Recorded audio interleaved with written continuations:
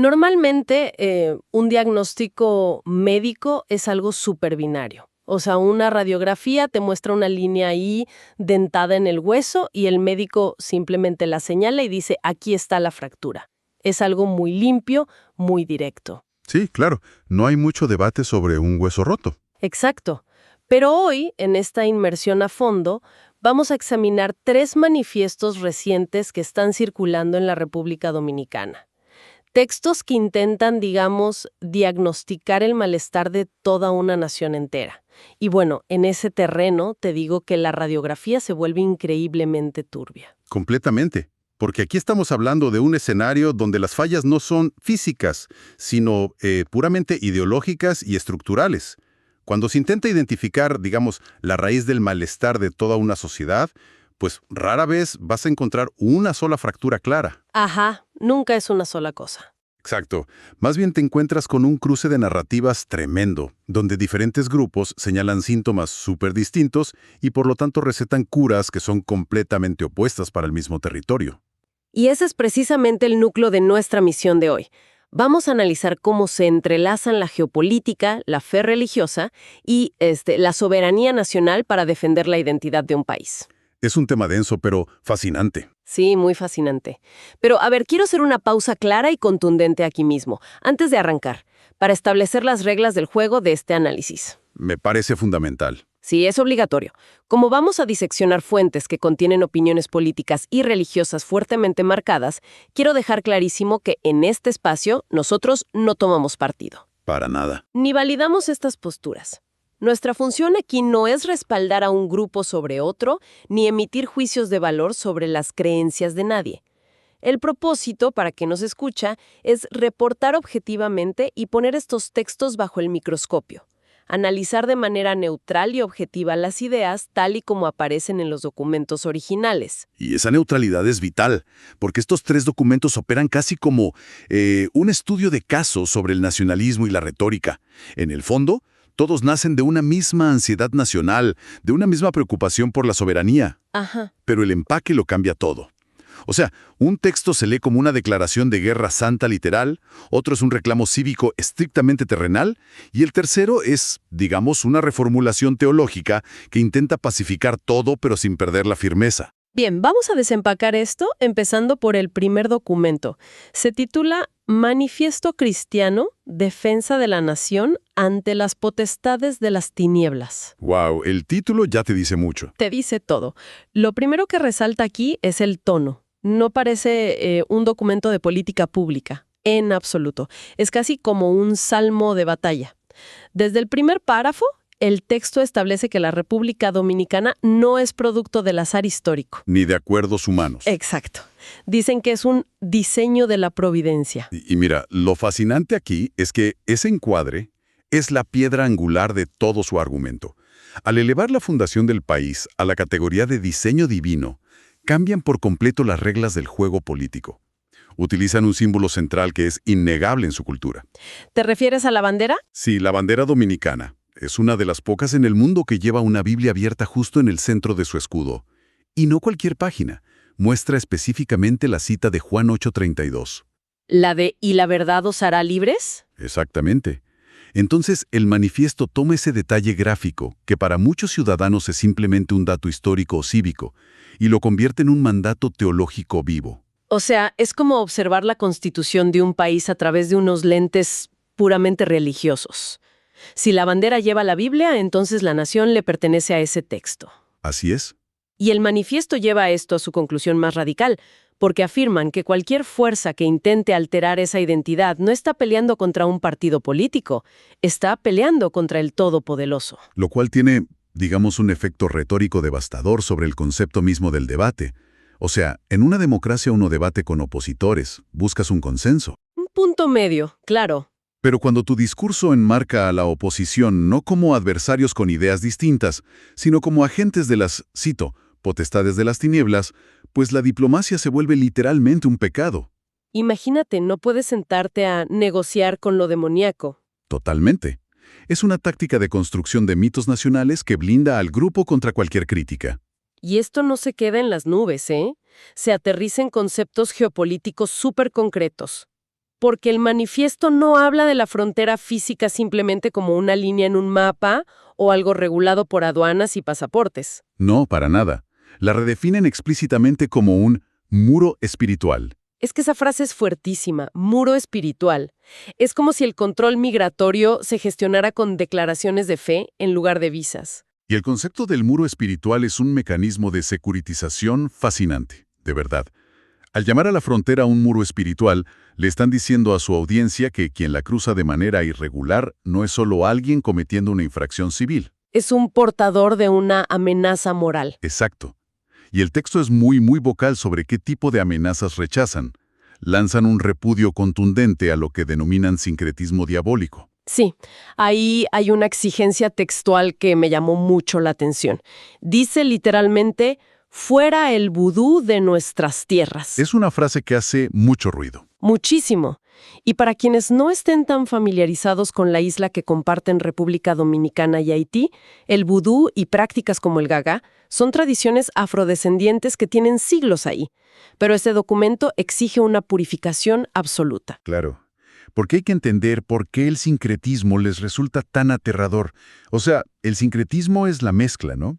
Fusionar diferentes sistemas de creencias. Y eso borra las líneas divisorias. Y ellos necesitan líneas claras. Exacto. Los nacionalismos de corte purista necesitan fronteras extremadamente nítidas para sobrevivir. Por eso el texto también apunta a actores globales seculares. Exigen explícitamente fuera la agenda de destrucción de la ONU. Agrupan todo en un mismo saco. Todo. La religión popular, la inmigración, los organismos internacionales. Los acusan de querer mezclar el agua con el aceite. Y para reforzar esa idea de pureza, hablan de la identidad de tres sangres.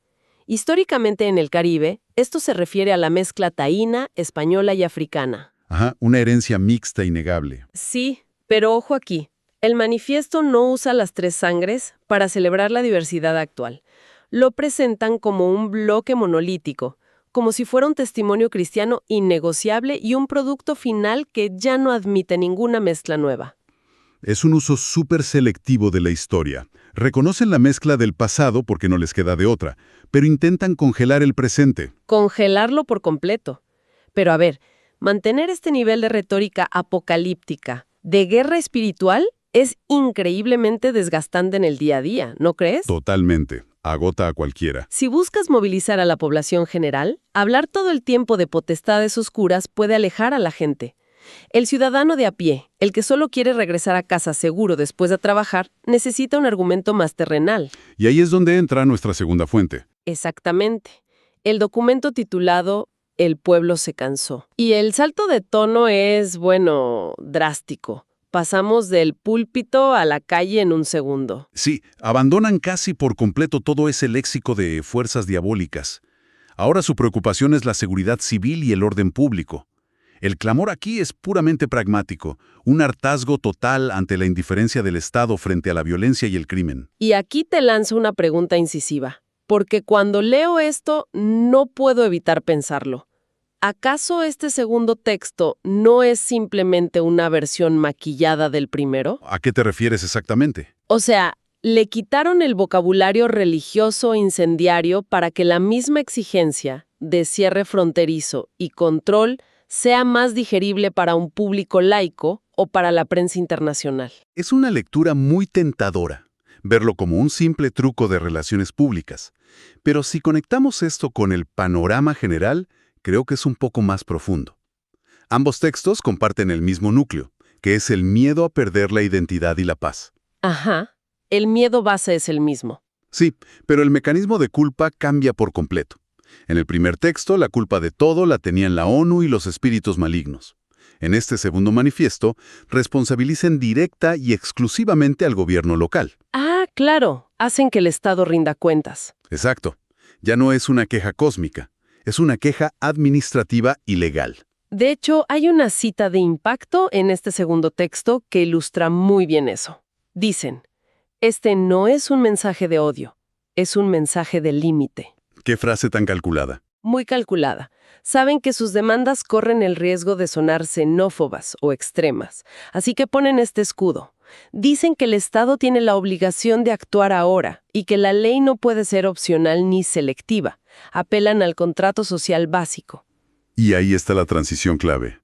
Pasan de un nacionalismo religioso a un nacionalismo cívico. Al enfocar su frustración en la ley que no se aplica, legitiman su protesta. Ya no te están pidiendo una cruzada divina, te están pidiendo que simplemente cumplas la Constitución. Es mucho más difícil debatir en contra de eso. Muchísimo, porque están usando el lenguaje de la democracia institucional. Pero bueno, habiendo visto la hostilidad religiosa del primer texto y este reclamo secular y cívico del segundo, aquí es donde se pone realmente interesante la cosa. Ah, el tercer documento. Sí. El tercer texto es un intento fascinante de reconciliar ambos mundos. Se llama Manifiesto Cristiano en Defensa de la Fe, la Verdad e Identidad. Es un documento revelador, sobre todo por lo que decide no decir. Es una corrección de rumbo clarísima. Completamente. Quienes redactaron esto comparten la base teológica del primero, o sea, creen en el diseño divino, pero frenan la agresividad de una manera muy inteligente. Usan su propio texto sagrado para moderarse. Sí, citan Efesios 6:12. Exacto, donde dice que la lucha no es contra sangre ni carne. Esa inclusión lo cambia todo, porque al decir eso, desarman la hostilidad física. A diferencia del primer grupo que andaba gritando fuera el vudú o fuera tal grupo, este tercer texto prohíbe explícitamente señalar a pueblos específicos. Prohíbe condenar culturas ajenas con violencia. Es como una analogía médica que se me viene a la mente. Imagina que el primer manifiesto ataca a la persona que te tose al lado en el autobús. Te enojas con la persona y la quieres expulsar. Claro, atacas al portador. Exacto. Pero este tercer manifiesto dice, no, a ver, el verdadero enemigo no es el pasajero, es el virus mismo. Esa es una metáfora perfecta. Piden fortalecer el sistema inmunológico, moral, por así decirlo, y atacan la enfermedad, no al paciente. El enemigo ya no es el país vecino ni la agenda extranjera. Y esto plantea una pregunta importante sobre cómo los líderes de un movimiento deciden moderar su propio mensaje para no caer en el extremismo. Al redefinir al enemigo como el mal que destruye al ser humano desde adentro, hablan de la corrupción gubernamental. De la pérdida de valores. Exacto. La decadencia moral en su propia sociedad. Transforman una agresividad nacionalista reactiva en una postura de, digamos, firmeza sin violencia. Es una reflexión interna en lugar de una expulsión externa. Le piden al país que se mire al espejo en lugar de mirar con pánico hacia la frontera. Y en términos de movimientos sociales, eso le da muchísima más sostenibilidad política a largo plazo. Entonces, ¿qué significa todo esto para nosotros? Si resumimos este viaje analítico, la verdad es que estos tres documentos son una clase magistral sobre cómo la retórica moldea la opinión pública. Sin lugar a dudas. Nos muestran cómo una misma preocupación social, que es la soberanía y la identidad de la República Dominicana, puede ser empaquetada de maneras tan distintas, como una guerra santa, luego como una exigencia de seguridad ciudadana o como un llamado al despertar moral interno. Y por eso, este análisis es tan valioso para el aprendizaje diario. Nos enseña a leer entre líneas, especialmente hoy en día, con tanta sobreinformación. Sí, donde todo es una reacción visceral. Totalmente. Entender estos mecanismos retóricos te ayuda a distinguir entre lo que es un miedo instintivo usado como arma, lo que es un reclamo legítimo hacia el Estado, y cómo funciona la manipulación discursiva en la política. Cuando entiendes las herramientas que usan, es mucho más difícil caer en el pánico moral. Exacto, nos da herramientas. Y bueno, quiero despedir este análisis a fondo dejando una última idea resonando, algo para quien nos escucha. Un pensamiento provocador para llevarnos a casa. A ver, ponlo sobre la mesa. Si la bandera, la historia y la identidad fundacional de una nación están indisolublemente ancladas a una doctrina religiosa y a un texto sagrado que es inmutable, como la Biblia. Ajá, que no cambia por definición. Exacto. ¿Qué ocurre cuando la demografía o las formas de pensar de ese país evolucionan, como pasa inevitablemente con el paso de los siglos? Es el gran dilema. ¿Puede un muro espiritual adaptarse a los tiempos modernos de la globalización o está destinado a resquebrajarse bajo el peso de su propia rigidez? Es una tensión constante entre la tradición pétrea y una sociedad que respira y cambia. Una pregunta para meditar. Gracias por acompañarnos en esta inversión profunda. Hasta la próxima.